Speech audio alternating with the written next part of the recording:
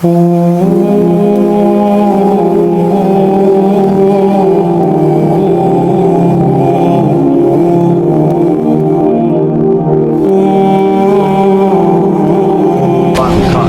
House of Wisdom.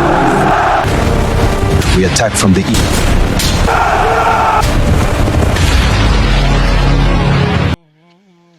अस्सलामु अलैकुम रहमतुल्लाहि व बरकातुहू। रमज़ानुल मुबारक और तारीख।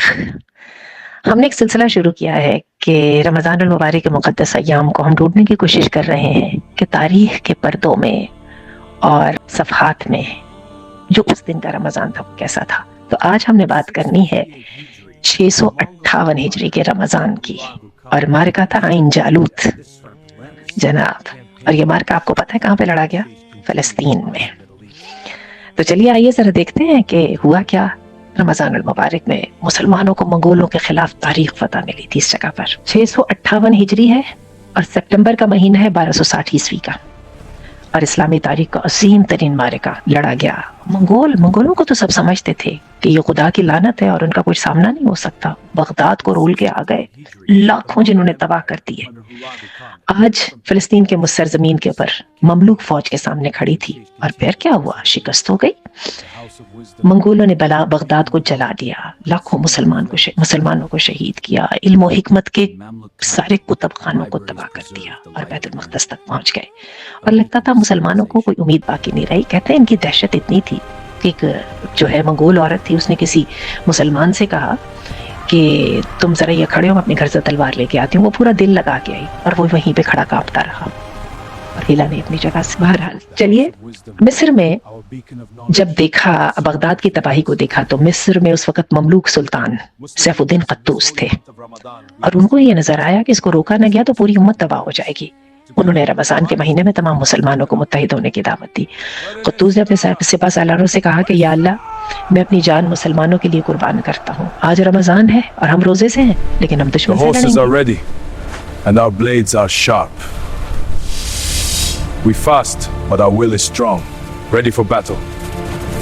ये था वो जज्बा कि मुसलमानों ने तारीख की सबसे कातिल और वहशी फौज को शिकस्त दे दी।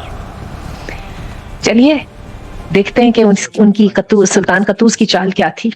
उन्होंने मंगोल फौज को मैदान में आने पर मजबूर किया और फिर उनको घेर लिया। मंगोल घुड़सवार जो थे वो अपनी रफ्तार के लिए बड़े मशहूर थे, लेकिन पहाड़ी इलाके की भूल भुलैयों में गुम हो गए। इमाम ज़हाबी बताते हैं कि क़त्तूस ने मंगोल फौज को देख के अपनी तलवार उठाई और ललकारा, वाह इस्लामा, और फिर दुश्मन पे टूट पड़े। और ऐसी मुसलमानों ने जंग लड़ी कि मंगोल भाग खड़े। एन जालूत की फतह के बाद मुसलमानों की उम्मीद वापस आई। वो उलमा जो ईरान और इराक से भाग गए थे, मिस्र और शाम में जमा होने लगे। बल्कि ये है कि यूरोप भी महफूज हो गया मंगोलों से। मंगोलों का जोर वहीं का वहीं टूट गया। तो रमज़ान अब सिर्फ गम का महीना नहीं, बल्कि फतह और खुशी का महीना बन गया था। ये फतह सिर्फ जंगी फतह नहीं थी, ये अकीदे की फतह थी। मंगोल बुत परस्त थे, उनके पास बड़ी फौज थी, लेकिन मुसलमानों के पास अल्लाह का भरोसा था। और मारिका इन जालूत ने साबित कर दिया कि रमज़ान की बरकतों में ख़ास ताकत है।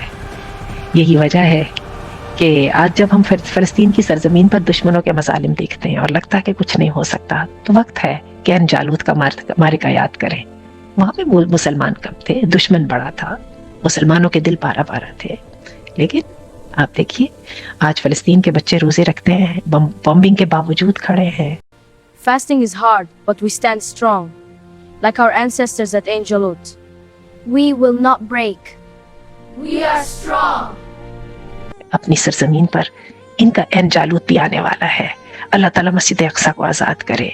आज ईरान के ऊपर हमला हुआ है, लेकिन मैं आपको बताऊं, इंशाअल्लाह जुल्मत की रात जल्दी ख़त्म होने वाली है। अल्लाह ताला हमें तौफीक दे, हम अपनी इन्हीं आंखों के साथ इसी खित्ते को आबाद होता देखें और मस्जिद अक्सा में आज़ाद होकर, आज़ाद मस्जिद अक्सा में नमाज पढ़ें।